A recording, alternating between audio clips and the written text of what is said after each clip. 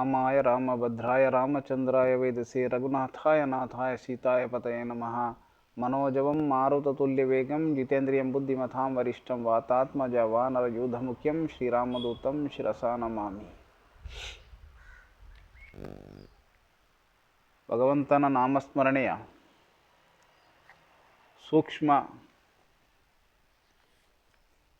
ಸ್ವರೂಪದ ಬಗ್ಗೆ ಮುಂದುವರಿಸುವಾಗ ಈ ಮೊದಲು ಹೇಳಿದಂತೆ, ಮೊದಲನೇ ವಿಡಿಯೋದಲ್ಲಿ ಹೇಳಿದಂತೆ, ನೌಕರಿ ಎಂದು ಜಪ ಮಾಡುವುದರಿಂದ ನೌಕರಿ ಸಿಗುವುದೇ ಎಂಬುದ ಒಂದು ಸಿಗುವುದು ಅಥವಾ ಸಿಗುವುದೇ ಎಂಬ ಪ್ರಶ್ನೆಗೆ, ಅಥವಾ ಸಿಗುವುದಾದರೂ ಬಹಳ ಕಠಿಣವಾಗಿದೆ ಅದು. ಆದರೆ ರಾಮ ರಾಮ ಎಂದು ನಾಮ ಜಪಿಸುವುದರಿಂದ ರಾಮನು ಸಿಗುವುದು ಹೇಗೆ ಸುಲಭ ಎಂದರೆ, ಅದು ಭಗವಂತನ ಆ ನಾಮಸ್ಮರಣೆಯಿಂದ ಸಿಗುವಂತಹ ಭಗವಂತನ ದರ್ಶನ, ನಮ್ಮ ಆತ್ಮ ಸಾಕ್ಷಾತ್ಕಾರ ಅದು ನಿಶ್ಚಿತ. ಇದಕ್ಕೆ ಯಾವುದೇ ಎಂಬುದ ಒಂದು ಸಂಶಯವಿಲ್ಲ. ನೌಕರಿಯ ಮೂಲದಲ್ಲಿ, ನೌಕರಿ ಎಂಬ ವಿಷಯದ ಮೂಲದಲ್ಲಿ ಕೇವಲ ಒಂದು ಕಲ್ಪನೆ ಆಗಿತ್ತು. ಅದು ನೌಕರಿ ಅಂತ ಹೇಳೋದು ಒಂದು ಕಲ್ಪನೆ, ನಮಗಿಂತ ಜಾಬ್ ನೌಕರಿ ಬೇಕಿತ್ತು ಎಂಬುದು ಆಗಬೇಕಿತ್ತು ಒಂದು ಕಲ್ಪನೆ.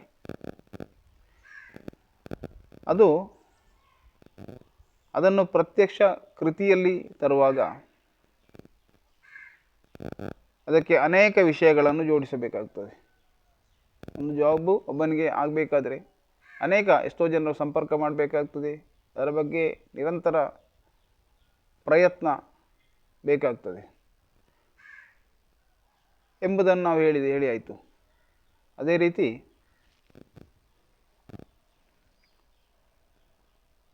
ಒಂದು ಮನೆ ನಿರ್ಮಾಣ ಆಗಬೇಕು, ಒಂದು ಮನುಷ್ಯನಿಗೆ ಒಂದು ಗೃಹ ನಿರ್ಮಾಣ, ಮನೆ ನಿರ್ಮಾಣ ಆಗಬೇಕಂತ ಹೇಳಿದರೆ ಅದೊಂದು ಶುರುವಿನಲ್ಲೊಂದು ಕಲ್ಪನೆ ಆಗಿರುತ್ತದೆ. ನಮಗೊಂದು ಮನೆ ಕಟ್ಟಬೇಕು, ಇಂಥೊಂದು ನಮಗೊಂದು ಮನೆ ಮಾಡಬೇಕು ಎಂಬುದೊಂದು ಕಲ್ಪನೆ ಆಗಿರುತ್ತದೆ.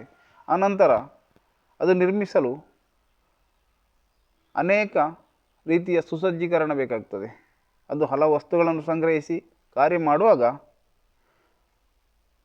ಅದು ಅನಿಶ್ಚಿತವೂ ಆಗಿರಬಹುದು ಅಥವಾ ಕಷ್ಟದ ಕೆಲಸವಾಗಿರಬಹುದು, ಆಗಲೂಬಹುದು. ಅದು ಅದರ ಪ್ರಯತ್ನದ ರೀತಿಯಲ್ಲಿ ಇರ್ತದೆ. ಹಲವು ಸಾಮಾನುಗಳನ್ನು ತಂದು ಸಂಗ್ರಹಿಸಿ ಕಾರ್ಯ ಮಾಡುವಾಗ ಅದು ಸುಂದರವಾದ ಒಂದು ಮನೆ ನಿರ್ಮಾಣ ಆಗ್ತದೆ. ಅದೇ ರೀತಿ ರಾಮ ಅಂತ ಹೇಳುವುದು ಇದರ ಉದ್ದೇಶ. ನಾಮ ಜಪದ ಉದ್ದೇಶ,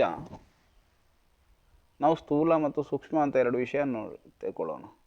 ಸ್ಥೂಲ ಅಂದರೆ ಈ ಕಾಣುವುದೆಲ್ಲ ಸ್ಥೂಲ. ಸೂಕ್ಷ್ಮ ಅಂತ ಹೇಳುವುದು ಅತಿ ಸೂಕ್ಷ್ಮ. ಆ ಸೂಕ್ಷ್ಮ ವಿಚಾರವನ್ನು ಚಿಂತನೆ ಮಾಡುವುದು ಅಥವಾ ಸೂಕ್ಷ್ಮಕ್ಕೆ ನಾವು ಒಳಗೆ ಹೋಗುವುದು, ಸೂಕ್ಷ್ಮಕ್ಕೆ ನಾವು ಹೋಗುವುದು, ಅದು ನಾಮ ಜಪದಿಂದ ಸಾಧ್ಯತೆ ಉಂಟು. ಆ ಸೂಕ್ಷ್ಮಕ್ಕೆ ಸಾಧ್ಯತೆ ಉಂಟು. ಅದರಲ್ಲಿ ನಾವು ನಾಮಜಪೆಯಿಂದ ಒಳಗೆ ಹೋಗುವಾಗ ನಮಗೆ ಈ ಆಗುವಂತಹ ಹಲವು ರೀತಿಯ ಅನುಭವಗಳಿಂದ ಬರುವಂತಹ ಜ್ಞಾನಗಳು ಪರಿಪೂರ್ಣತೆಗೆ ನಮ್ಮನ್ನು ಕೊಂಡೋಗ್ತದೆ.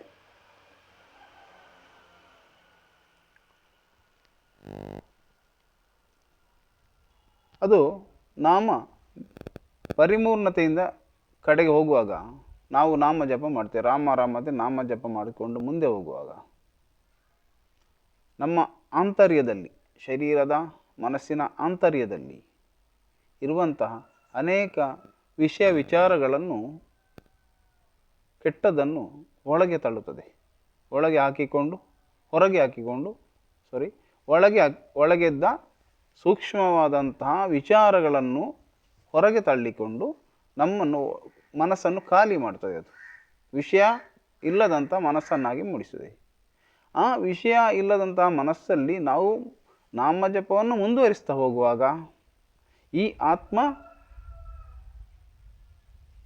ಪರಮಾತ್ಮನೊಂದಿಗೆ ಜೋಡಿಸುವಂತೆ ಜ್ಞಾನ ಉತ್ಪತ್ತಿಯಾಗಿಕೊಂಡು ಅವನು ಸೂಕ್ಷ್ಮಗಳಿಗೆ ಮತ್ತಷ್ಟು ಹೋಗಿ ಅವನೇನಾಗ್ತಾನೆ, ಅವನು ಆ ಭಗವಂತನಲ್ಲಿ ಸೇರಿಕೊಂಡು ಆ ಭಗವಂತನ ಜ್ಞಾನ ಪ್ರಾಪ್ತಿಯಾಗ್ತದೆ ಅವನಿಗೆ.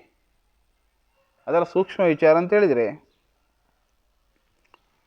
ಅದು ನಿಶ್ಚಿತ. ಅದು ನಾವು ನಾಮ ಜಪ ಮಾಡಿಕೊಂಡು ಸೂಕ್ಷ್ಮ ರೀತಿ ಹೋಗುವಾಗ ಅದು ಖಂಡಿತವಾಗಿಯೂ ನಿಶ್ಚಿತವಾಗಿಯೂ ನಮಗೆ ರಾಮನು ನಮಗೆ ಪ್ರಾಪ್ತನಾಗುತ್ತಾನೆ ಅನ್ನೋದಕ್ಕೆ ಯಾವುದೇ ಸಂಶಯ ಇಲ್ಲ. ಸೂಕ್ಷ್ಮ ಅಂತ ಹೇಳಿದರೆ, ಸೂಕ್ಷ್ಮ ಸ್ವರೂಪ ಅಂತ ಹೇಳಿದರೆ ಸ್ಥೂಲ ಮತ್ತು ಸೂಕ್ಷ್ಮ. ಆ ಸೂಕ್ಷ್ಮಗೆ ನಾವು ಹೋಗುವ ದಾರಿ ಈ ನಾಮ ಜಪ.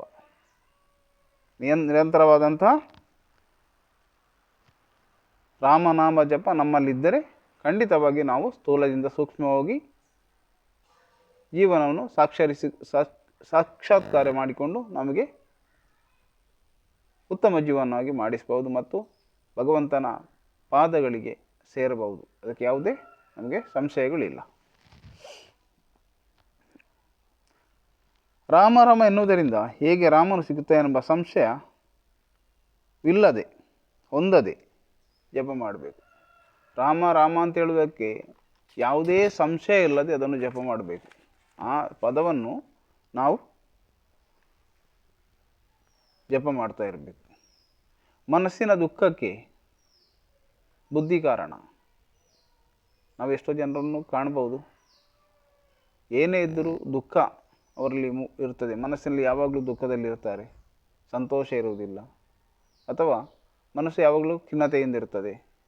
ಇದು ಬುದ್ಧಿ ಕಾರಣ. ಇದರ ನಿವಾರಣೆಗೆ ಒಂದೇ ಉಪಾಯದಂತ ಹೇಳಿದರೆ ಭಗವಂತನ ನಾಮಸ್ಮರಣೆ. ಭಗವಂತನ ನಾಮಸ್ಮರಣೆಯಿಂದ ಮನಸ್ಸಿನ ಮಾಲಿನ್ಯಗಳು ಹೊರತಳ್ಳುತ್ತದೆ. ಮನಸ್ಸಿನ ಮಾಲಿನ್ಯಗಳು ಹೊರತಳ್ಳಿಕೊಂಡು ನಮಗೆ ಆ ಭಗವಂತ ನಾಮಸ್ಮರಣೆಯಿಂದ ದರ್ಶನವಾಗುತ್ತದೆ.